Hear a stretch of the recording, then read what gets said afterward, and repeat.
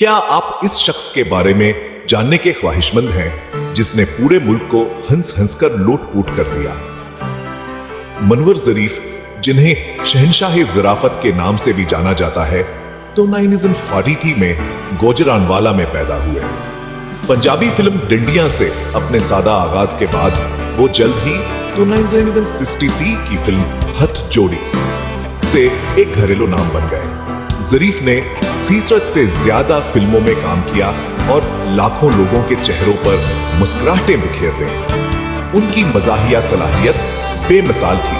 उनका फौरी मुकालमा लोगों को हंसी से बेहाल कर देता था। लेकिन वो सिर्फ एक मज़ाहिया अदाकार ही नहीं थे।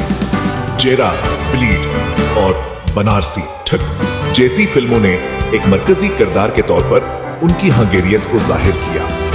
बहारों फूल बरसाओ, जीनत और इश्क दीवाना जैसी फिल्मों में शानदार अदाकारी पर मोतबर निगारा अवार्ड जीतकर ज़रीफी की सलाहियतों का कोई सानी न था। 60 साल की उम्र में गर्दों की बीमारी के सब्बानिंग के अचाकांत मौत ने फिल्मी सनत में एक खला पैदा कर दिया। लेकिन आने की मेरा साजब ही जिंदा है। मनवर ज़रीफ का हम हगीर मज़ाह जब है लोगों को मुतासर और तफरीह फराहम करता है, जिससे यह साबित होता है कि सच्चे फनकार का भीम धमन है। पढ़ते